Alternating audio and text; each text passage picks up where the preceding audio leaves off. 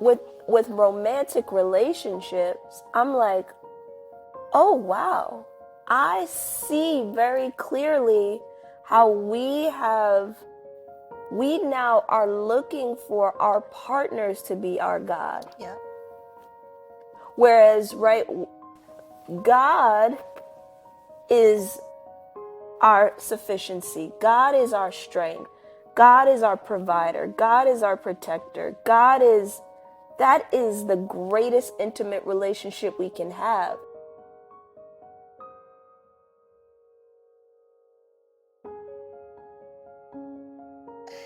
It's the Growth and Grace podcast. I could sit and talk to you all day. We do though. Literally. I call you when I wake up. I literally talk to you all. You'll be like, I gotta go eat, and I'll be like, okay, I love you. And then you call back 2 minutes later, and you be like, well, I'm just walking to the store, so I figured I'd call you. And I'll be like, okay, girl. I'm listening to all the wind, just sitting there. That was us yesterday. I text you, then I called you, then I hung up, then I called you right back 5 minutes later. Then I called you probably 2 hours later. No, I called you that time. Oh, okay. And I was like, what you had already told me what you was doing. I was like, what you doing? And he was like, oh, I'm just. I was like, yeah, it's so great to hear your voice. Obsessed. I'm obsessed. Speaking of obsessed.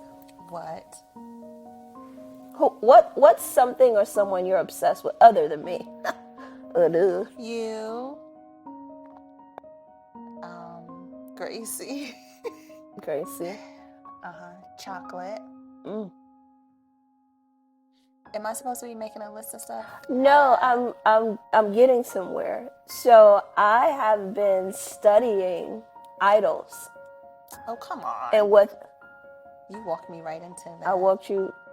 Well, these. Well, What? nothing. So, do you know what an idol is? Yeah. Go ahead, define. It's something that I think, like, from a biblical standpoint, it's more like something that you probably cherish or spend more time trying to obtain or admire, what have you, more than you do God. And it could be anything. It could be a person. It could be, a computer. It could be anything. Am I right? Yep. Okay.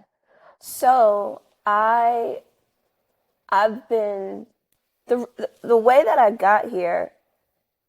The reason why I got here is because I realized over these past few months how much humanity idolizes romantic relationships. Yeah, I'm one of them. Really?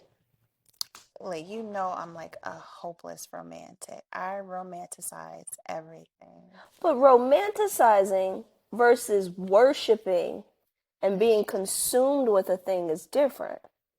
I found myself consumed at so times. That your relationship at times has taken priority over God? Interesting. How did you get there?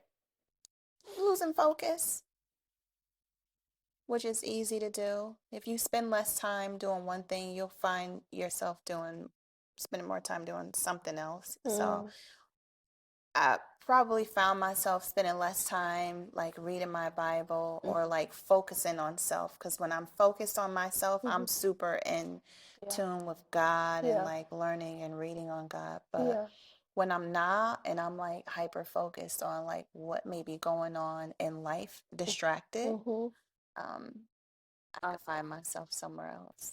I have been that way with career, especially when things are like rough and I feel like I gotta like give more effort, time, energy into career to stabilize it, to grow it, to advance.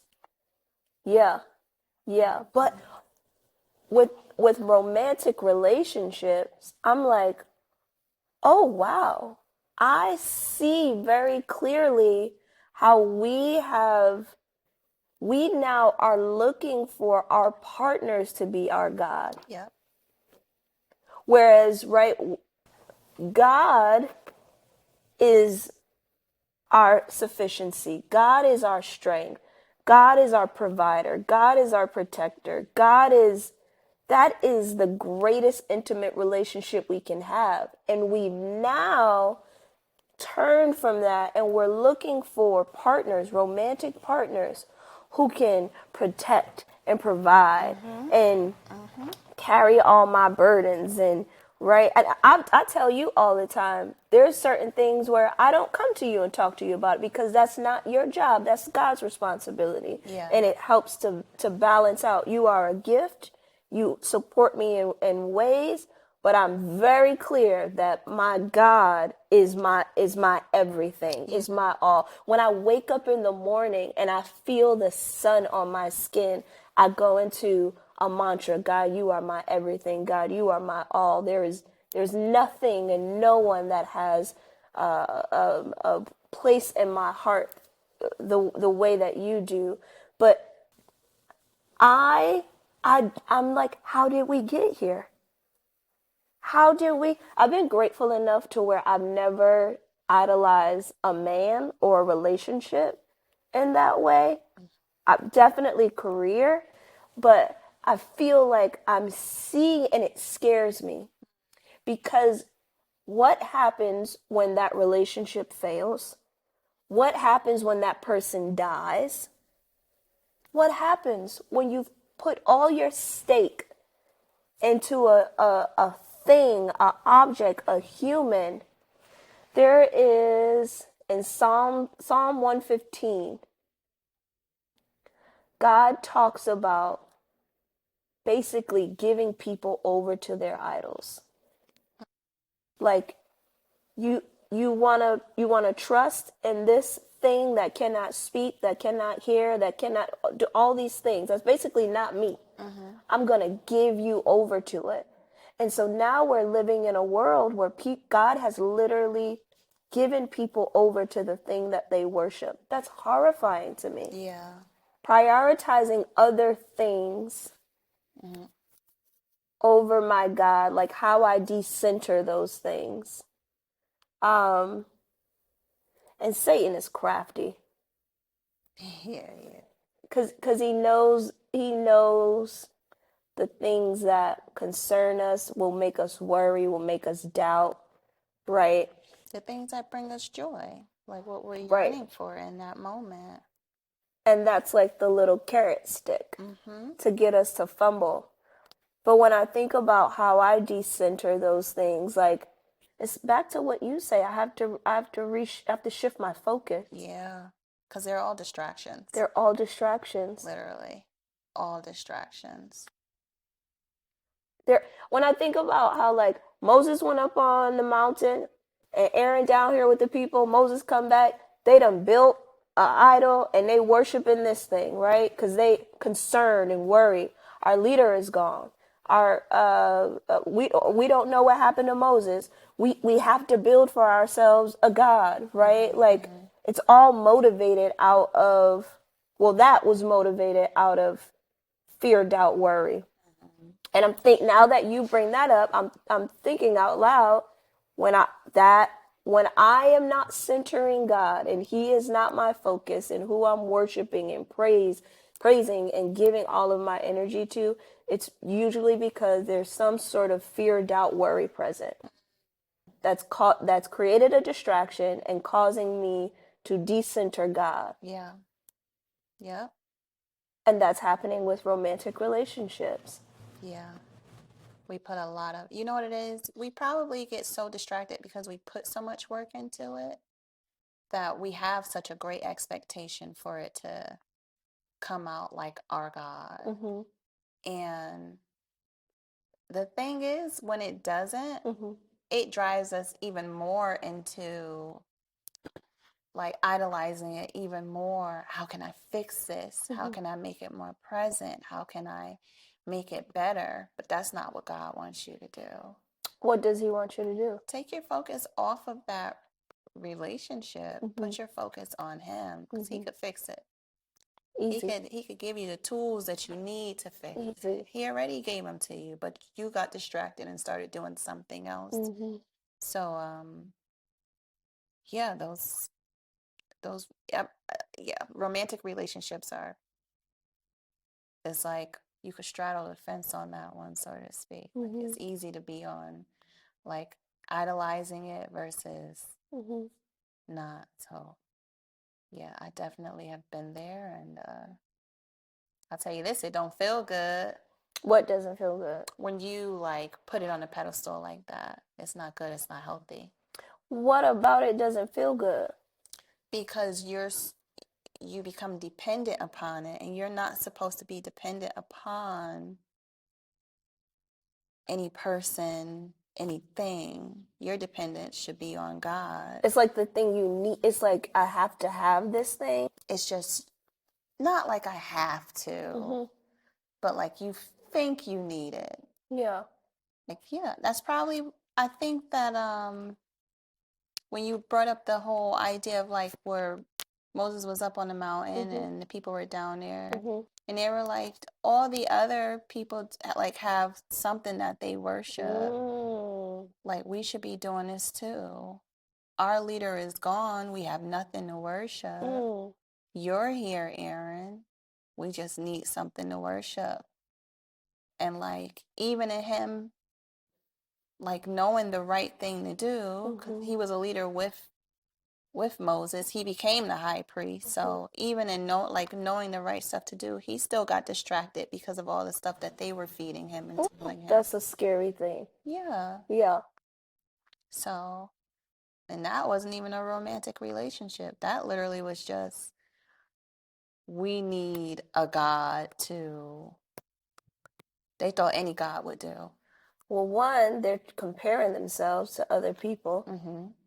They're trying to be like other. I mean, that's also how kings came into place, because the people were like, we don't want judges, we want kings, and God was like, they don't need a king.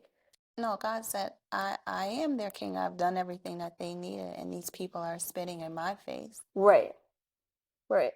And if that's what you want, that's what you'll give it to them. Yeah. Yeah. He told them to give it to them. Yeah. Yeah. Which some of these kings became idols for a lot of people too. The kings idolized themselves. Yeah. It's all about just distractions and having trust in yourself, a lack of faith in God, or putting yourself on the same level as him. And I will never. Yeah, I've been thinking about this a lot, because I'm like, God, I don't ever, ever, ever want to center anything other than you. I think about like my love for Beyonce. Is that a form of idol worship? I think about, when I'm being psychotic about exercise. Is that a form of like all these, and the thing is, it all starts with a drift. You don't just wake up and start, center something, or you have idols in your life. You drift towards these things. And I'm like, God, how do I remain conscious about the things that I'm prioritizing and what I'm assigning such value to? Like in my industry, like, Oscars are it, Emmys are it, getting the biggest and the grandest talent. And I'm just like, I don't care about that stuff. Yes, it's great. It'll be but it's not. I gotta be careful about what I aspire to, because in that I can create idols, right? I can center work again, become obsessive about, I gotta do this, gotta go hard. And before I wake up one day and I'm 6 months down the line, and now like work is like everything. That's all that matters. You don't allow space for other stuff. Yeah. That's a scary thing. It's dangerous. Don't play with that. Don't play with it. Don't play with it. Don't play with it. There's a scripture, Matthew 22:37. Jesus said unto him, thou shalt love the Lord thy God with all thy heart, with all thy soul, and with all thy mind. And that's the way to avoid creating idols in our lives. And being distracted. Just stay focused. That's the prize. What's the prize? When you center and focus on God, like, you know, He's the prize. Yes. His presence, what He gifts you with, what He protects you from. These are like, they're all gifts. Yeah. Are there any current idols in your life that you think you gotta sacrifice, you gotta kill? I'm sure there are. Work is still one for me. Yeah. I gotta work on that. I don't idolize money, but I really like having money. A little cash. Like, I really like. I like money. I like that green. I literally know what you would say. Count the green. I like money. Yeah. And Same. I gotta work on that. Yeah. So for me, work makes the green, because I like green too. I could skip work, honey. Just give me the money. Money, money, money, money. And there are idols that you know you gotta kill, can. Let us know what they are. And tell us how you doing it. Because obviously we need a little We help. on a struggle bus. Hello. Yeah. But we do know that one, focusing on God and loving Him with all thy heart, all thy soul, all thy mind is the way to it. Like having that be the North Star. We know that much. And the scriptures teaches us. Okay. Bye-bye. Bye.